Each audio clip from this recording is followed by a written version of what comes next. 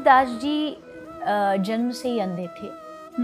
तो पेरेंट्स जो उनके पिताजी थे थोड़े लालची थे, तो कहते हैं कि उनको लगा कि अंधा पैदा हो गया, रोज कोसते थे। तो सूरदास जी भी नहीं चाहते थे रहना घर में, वो चाहते थे घर छोड़ के चला जाऊं, पर एक चाहिए होता है ना, एक रीजन चाहिए होता है। तो उसमें लिखा है कि एक बार उनके पिताजी कर्म कांड करते थे, घर जाके पूजा कराते थे, दक्षिणा लेते थे। दक्षिणा में किसी ने सोने के सिक्के दिए, तो सिक्के लेके वो आ गए, बट वो सिक्के घर में उनसे खो गए। अब वो ढूंढ रहे हैं, तो सूरदास जी को भी कोसने, जिस दिन से घर में पैदा हुआ है सब कुछ बेकार है। तो सूरदास जी ने कहा मुझे पता है सिक्के कहाँ, मैं बता दूंगा।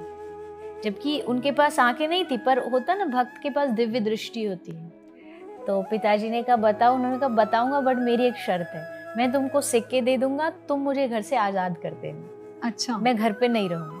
तो पिता को थोड़ा लालच था, उन्होंने कहा ठीक है तू चला जा। तो उन्होंने बताया कि ऐसे ऐसे एक चूहा है घर में इस कोने में, वो खींच के आपकी पोटली ले गया, वहां ढूंढ। तो उन्होंने ढूंढा, मिल गई, तो बड़े खुश हुए। अब उन्होंने, वो सूरदास जी जाने लगे कि अब मैं जा रहा हूँ। तो पिता ने थोड़ा सा, तो पिता है तो रहा ही मन में मोह, बोला रुक जा। तो सूरदास जी ने कहा रुक जाऊंगा, पर दोबारा तुम्हारे सिक्के खो जाएंगे अगर मैं रुका तो पिताजी बोले फिर तो तू चला जा।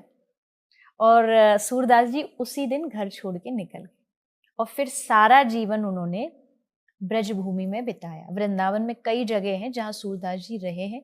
श्री वल्लभ महाप्रभु से उनकी दीक्षा हुई, और उनके जीवन में 1 या 2 या 10 बार नहीं, हजारों बार उनको भगवान श्री कृष्ण राधा रानी का दर्शन हुआ है।